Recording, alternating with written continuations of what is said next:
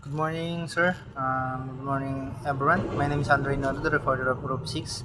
My topic is Rizal Early Life and Nationalist Awakening. So, nakapalob dito is kung kailan pinanganak si Rizal at ang maagang pagkatutunan sa nationalism o pagmamahal sa bayan.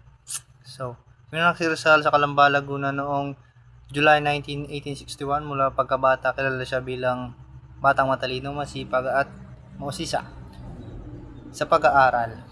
Lumaki siya sa isang pamilyang may edukasyon at disiplina. Kaya't nabuo sa kanya ang malalim na pagpapalaga sa kaalaman at sa kanyang bayan.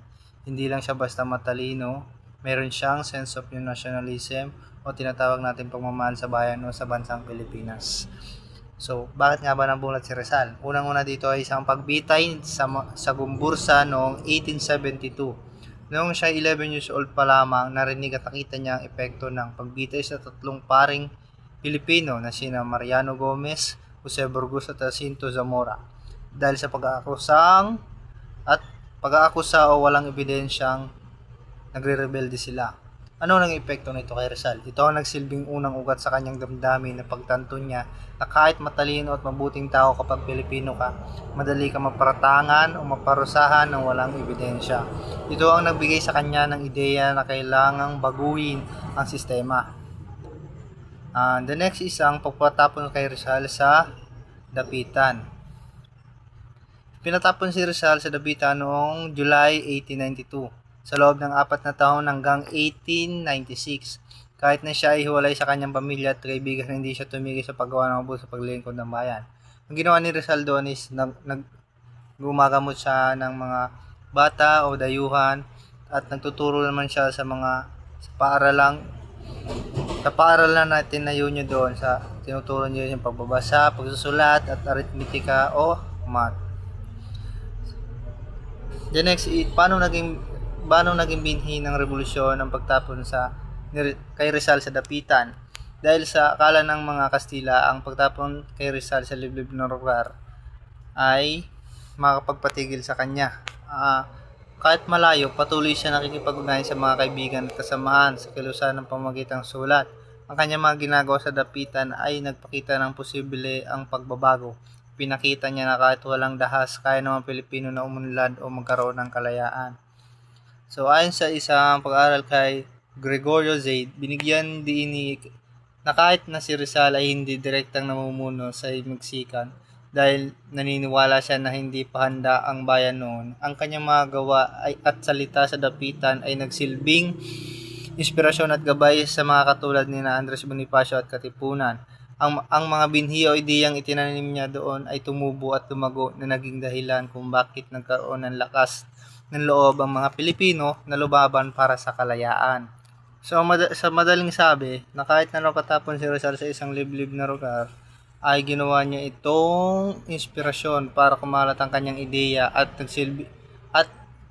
kaya't sinasabing dito nagsimulang tumubo ang mga binhi na humantong sa revolusyon at pagkamit ng kalayaan ng Pilipinas. The next topic is the Liga Filipina and its impact.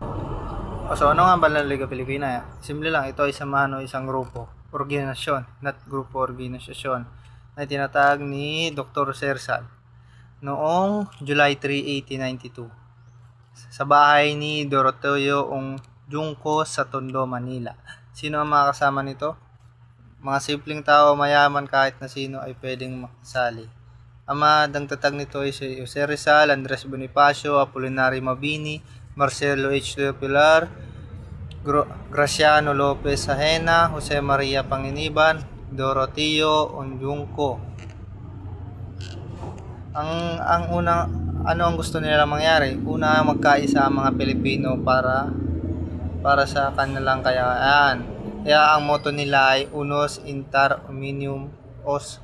Sa salitang Hapon, ang ibig sabihin ay isa ay para sa lahat o pantay-pantay ang lahat. Pangalawa ay pagtanggol ang karapatan ng mga Pilipino na inaapi, pinaparusahan ng mali, tinutulungan at pinagtatanggol sila ng samahan na tinatawag ni Rizal.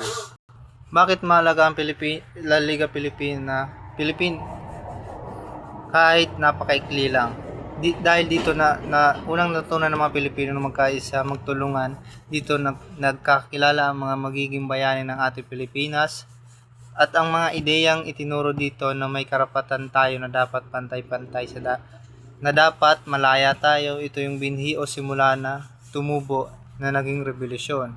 So ayon sa isang historiador na Ambet Ocampo, ang Liga Pilipina ay parang isang paaral ng nasyonalismo.